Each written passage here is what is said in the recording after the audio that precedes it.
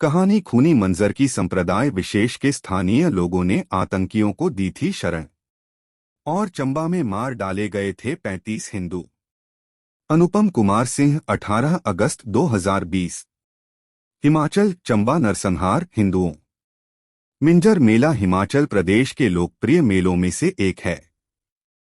भारत में हिंदुओं के कई नरसंहार ऐसे हैं जिनके बारे में हमें ही कुछ भी पता नहीं है। ऐसी ही एक घटना हिमाचल प्रदेश के चंबा में हुई थी, जब हिजबुल मुजाहिद्दीन के आतंकियों ने 35 हिंदुओं को मौत के घाट उतार दिया था।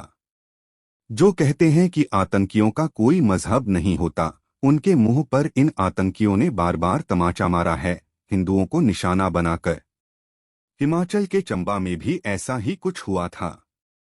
चंबा जिले की सीमा जम्मू के डोडा से लगती थी। वहां अधिकतर हिंदू ही थे। ऐसे में आतंकियों ने उस जगह को जानबूझकर निशाना बनाया था। इस घटना में 11 लोग घायल भी हुए थे। सबसे बड़ी बात कि इस नरसंहार में मारे गए लोगों में अधिकतर गरीब मजदूर थे, लेकिन उनका कसूर बस इतना था कि वो हिंदू थे। गरीबों के हितों का दावा करने वाले एक्टिविस्ट्स और राजनीतिक दल इस पर बात नहीं करते। आइए शुरू से जानते हैं कि उस सोमवार 3 अगस्त 1998 को हुआ क्या था। वो ऐसा समय था जब जम्मू कश्मीर में अशांति फैली रहती थी। सत्ता के ठेकेदार दिल्ली से लेकर श्रीनगर तक मलाई चापते रहते थे और जनता मरती रहती थी। आतंकियों के मंसूबे आसमान पर हुआ करते थे, लेकिन हिमाचल प्रदेश शांत था। वहां इस तरह की ऐसी कोई घटना नहीं हुई थी। लेकिन अगस्त 1998 के पहले हफ्ते में ही सब बदल गया। आतंकियों ने उस दिन चंबा जिले के 2 अलग अलग जगहों को निशाना बनाया था। दूसरा हमला रात के 1:30 बजे सतरुंडी में हुआ रहा, जहां 6 लोगों को मौत के घाट उतार दिया गया और 3 घायल हुए। इससे पहले कालाबान में आतंकियों ने धावा बोला था। यहां 26 लोग गोलियों से भून डाले गए थे और 8 घायल हुए। दूसरी घटना भी एकदम तड़के हुई। सुबह जब हिमचाल के लोग सोकर उठे तो उनकी नींद इस खूनी खबर के साथ खुली। आतंकियों ने ऐसी हिमाकत कैसे की, इसे समझने के लिए पहले हमें हिमाचल प्रदेश के चंबा का भूगोल समझने की जरूरत है। ये वही जिला है जहां ऐतिहासिक मिंजर और मणिमहेश मेला लगता आ रहा है। हमेशा मेले के समय आतंकी हमलों का खतरा बना रहता था और आतंकियों से निपटने के लिए विशेष व्यवस्था करनी होती थी। इस जिले की खासियत ये है कि इसके कुछ हिस्सों से जम्मू कश्मीर और पंजाब दोनों राज्यों में पैदल ही पहुंचा जा सकता है। मिंजर मेले का प्रभाव प्रदेश स्तरीय है, जबकि मणिमहेश इतना लोकप्रिय है कि इसमें देश भर से तीर्थयात्री चंबा का रुख करते हैं। चंबा पठानकोट हाईवे पर तुन्नुहट्टी में सुरक्षा व्यवस्था का विशेष ध्यान रखना पड़ता है और वहां अतिरिक्त सुरक्षा बलों की तैनाती करनी पड़ती है। अब आते हैं वापस 1998 के नरसंहार पर। दरअसल जब हिमाचल के चंबा में उस वक्त हिंदुओं का नरसंहार हुआ था, तब वहां मिंजर मेला ही लगा हुआ था। चंबा में जब आतंकियों ने मचाया कोहराम, इसे आज भी लोग खूनी मिंजर के नाम से जानते हैं।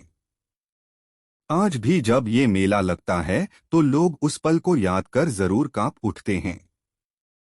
मिंजर मेले में हमला करने वाले आतंकियों ने न सिर्फ हिंदुओं को मारा और उन्हें घायल किया था, बल्कि कईयों को वो बंधक बनाकर भी ले गए थे। कालाबान में भी ये आतंकी जम्मू कश्मीर के डोडा से ही घुसे थे। उनके पास ऑटोमेटिक हथियार थे। आतंकियों ने जैसे ही गरीब हिंदू मजदूरों को सोते हुए देखा, फायरिंग शुरू कर दी। दोनों जगह मरने वाले हिंदुओं में अधिकतर मजदूर ही थे। कई कब्रों में तो ऐसा भी बताया गया था कि आतंकियों ने उन हिंदुओं को मारने से पहले उन्हें पेड़ से बांध दिया था, उसके बाद उन्हें एक एक कर गोलियों से भून डाला गया। सबसे बड़ी बात तो ये कि इतना सब कुछ हो गया और पुलिस प्रशासन सोता रहा, सरकार सोती रही। इस घटना के 6 घंटे बाद पुलिस को इसके बारे में पता चला, जब 2 घायल किसी तरह 8 किलोमीटर पहाड़ ट्रेक करके मनसा पुलिस स्टेशन पहुंचे। असल में आतंकियों के गुस्से का कारण वहां हो रहे कंस्ट्रक्शन के काम थे। आतंकी नहीं चाहते थे कि क्षेत्र का विकास हो, क्योंकि इससे दूरदराज के क्षेत्रों में लोगों की आवाजाही आसान हो जाती। वो लोग बैराग हस्तरुंडी रोड के निर्माण के कारण खफा थे, इसीलिए उन्होंने इस नरसंहार को अंजाम दिया।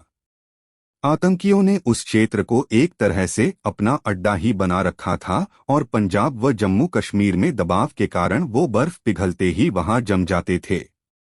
जब ये घटना हुई तब जम्मू कश्मीर के मुख्यमंत्री थे फारूक अब्दुल्ला और हिमाचल प्रदेश में प्रेम कुमार धूमल के नेतृत्व में भाजपा की सरकार चल रही थी।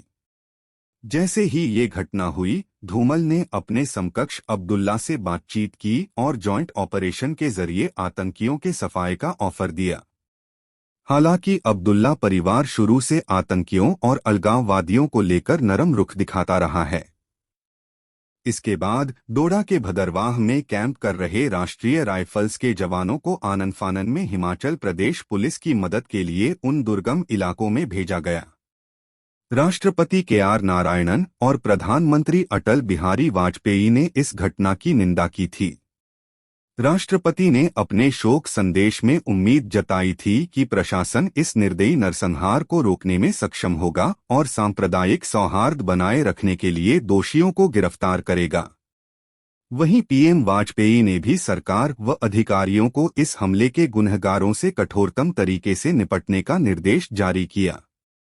इससे कुछ दिनों पहले ही अब हिमाचल प्रदेश के कुछ लोग बगल के डोडा जिले में जड़ी बूटियों के लिए गए थे, तो आतंकियों ने उनमें से 4 को मौत के घाट उतार दिया था। एक गुज्जर ने उनके मृत शरीर को देखा, जो वहीं पड़े हुए थे। इसके बाद पुलिस को सूचित किया गया था। असल में दिक्कत ये थी कि जैसे ही बर्फ पिघलनी शुरू होती थी, चंबा के लोग वहां से उतरकर मैदानी इलाकों में कामधाम के लिए निकलते थे और उनके घर खाली रहते थे। जब पूरे क्षेत्र में अधिकतर घर खाली हो जाते थे, तो जम्मू कश्मीर में केंद्रीय बलों से बचने के लिए आतंकी उन्हें अपना ठिकाना बनाकर वहीं रहने लगते थे। जम्मू कश्मीर के आतंकी उन घरों को अपने हाइडआउट्स के रूप में इस्तेमाल करते थे, ऐसा CM धूमल ने भी ध्यान दिलाया था। इतिहास और भूगोल के बाद अब जरा वहां के समाज को समझ लेते हैं। दरअसल इस नरसंहार के बाद गुज्जरों और गद्दियों में संघर्ष शुरू हो गया था। उनमें तनाव पसर गया था क्योंकि गुज्जर संप्रदाय विशेष के थे और गद्दी हिंदू। सरकार ने मजबूर होकर गुज्जरों को मैदानी इलाकों में पर उतारा ताकि वहां शांति बनी रहे। उन्हें अपने जानवरों सहित नीचे उतारा गया। इसके 1 साल बाद गुज्जर वापस चंबा के ऊंचे इलाकों में लौटे थे। वर्तमान में नेटवर्क 18 के ग्रुप कंसल्टिंग एडिटर स्वामी ने तब फ्रंटलाइन में इस तनाव पर लेख लिखा था, जिसमें उन्होंने स्वीकार किया था कि हिंदुओं ने कभी गुज्जरों संप्रदाय विशेष के खिलाफ हिंसा नहीं की, लेकिन उनका आरोप था कि ये गुज्जर आतंकी हरकतों में भागीदार हैं और आतंकियों की मदद करते हैं। वो आतंकियों को अपने घर देते थे और भोजन पानी की भी व्यवस्था करते थे। हिमाचल स्थित चंबा में हिंदुओं के नरसंहार मामले में जिन 6 लोगों को आतंकियों की मदद के आरोप में गिरफ्तार किया गया था, वो सभी गुज्जर संप्रदाय विशेष थे। इस घटना की चर्चा 17 सालों बाद कोर्ट में तब हुई थी, जब एक सामाजिक कार्यकर्ता संगत सिंह चौहान ने संप्रदाय विशेष के सारे लोगों को पाकिस्तान भेजने के लिए याचिका दायर की थी और कुछ मजबूत पॉइंट्स भी दिए थे। उस दौरान इसकी चर्चा हुई थी कि किस तरह हिमाचल के चंबा में हिंदुओं का नरसंहार करने वाले संप्रदाय विशेष के ही थे और वो हिंदू मंदिरों को भी अक्सर निशान बनाते रहते हैं। हालांकि जस्टिस रोहिंटन ने इसे नकारते हुए पूछा था कि क्या वो सचमुच इसे लेकर गंभीरता से दलीलें पेश करना चाहते हैं। उसी साल वंधामा में भी कुछ ऐसा ही हुआ था। रविवार 25 जनवरी 1998 की रात, इससे पहले कि कोई कुछ समझ पाता, वंधमा मासकर के 23 हिंदू कत्ल किए जा चुके थे। उन्हें बेरहमी से मारा गया था। कईयों के तो शरीर के टुकड़े टुकड़े कर दिए गए थे। लाशों को देखकर स्पष्ट पता चलता था कि ये कोई आम कत्लेआम नहीं है, क्योंकि कातिलों के मन में हिंदुओं के प्रति इतनी घृणा थी, जो क्षत विक्षत लाशों को देखकर ही पता चल रहा था। ध्यान दीजिए कि हमारा मकसद व्यूज और लाइक्स के लिए नहीं है, बल्कि आपको सही जानकारी देना है। तो वीडियो को लाइक करके चैनल को सब्सक्राइब जरूर कर ले।